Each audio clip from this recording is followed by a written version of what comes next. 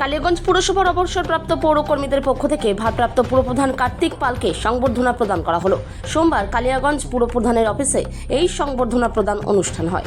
লক্ষ্মীনারায়ণ সাহা, বিদ্যুৎ বিকাশ ভদ্র, খোকন কুণ্ডু, আশিস রায়, তাপস সাহা, নির্মল রায় সহ অবসরপ্রাপ্ত বহু পৌরকর্মী এই সংবর্ধনা প্রদান অনুষ্ঠানে অংশগ্রহণ করেন।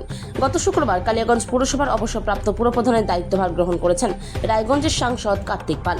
এর আগে 2016 থেকে 2020 সাল পর্যন্ত পুরপ্রধান ও পুর প্রশাসক হিসেবে প্রায় 5 বছরে কালিয়াগঞ্জ শহরে উন্নয়ন এবং অবসরপ্রাপ্ত পৌরকর্মীদের সময়মতো পেনশন প্রদান নিশ্চিত করেছিলেন কার্তিক পাল।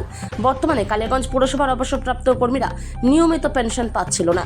এদিন সংবর্ধনা প্রদান অনুষ্ঠানে ভারপ্রাপ্ত পুরপ্রধান কার্তিক পাল সৌজন্যমূলক আলোচনায় পেনশন নিয়মিত প্রদানে যথাযথ পদক্ষেপ গ্রহণ করবেন বলে আশ্বস্ত করেন অবসরপ্রাপ্ত পৌরকর্মীদের। কালিয়াগঞ্জ থেকে অনুপ জয়সওয়ালের রিপোর্ট, বিগ নিউজ বাংলা। আমার নাম লক্ষ্মীনারায়ণ সাহা। আমি কালিয়াগঞ্জ পৌরসভার প্রাক্তন কর্মচারী। দীর্ঘদিন ধরে আপনাদের একটা পেনশন হোল্ডারদের একটা সমস্যা, ঠিক মতন পেনশন পায় না, ফলে একটা সমস্যার মধ্যে পড়তে হচ্ছে। নতুন পৌর চেয়ারম্যান তথা সাংসদ কার্তিক পাল কালিয়াগঞ্জ পৌরসভার দায়িত্ব পাওয়ার পর একটা নতুন করে আশার আলো দেখছেন আপনারা, এবং আপনারা নিজেরা আজকে সৌজন্যমূলক সাক্ষাৎ করলেন। কি হলো আলোচনা? আমরা যেদিন উনি এখানে দায়িত্বভার গ্রহণ করেন, উনি প্রারম্ভিক বক্তব্যে প্রথম যে কথাটা বলেছিলেন যে কালিয়াগঞ্জ পৌরসভার পেনশনার হোল্ডাররা দীর্ঘদিন ধরে তারা পেনশন পাচ্ছেন না। আমি এই বিষয়টা খুব আন্তরিকভাবে দেখছি।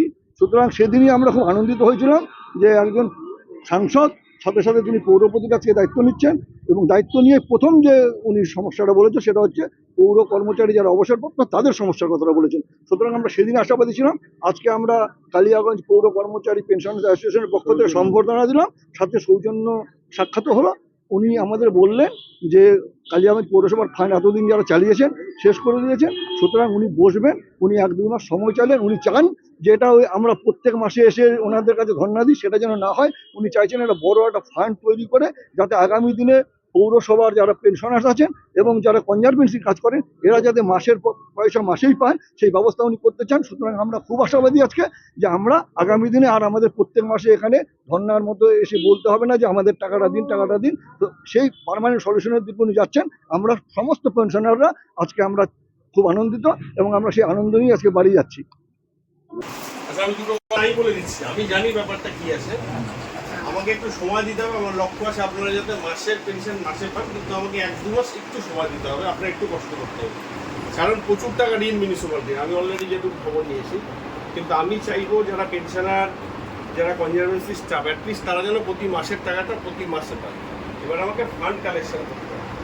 ফান্ড কালেকশন করার জন্য আমাকে একটু সময় দিতে হবে, কারণ এই ফান্ডটা যাতে আমি আমাদের পেনশনার যারা আছে এককালীন একটা বড় টাকা আপনি শত্রুবাবু এসেছিলেন অফিসে দেখা করে, এবার একটু সময় দিতে হবে। কারণ খুব বাজে অবস্থা, চারিদিকে এত বেশি দেনা, মানে চিন্তার বাইরে দেনা।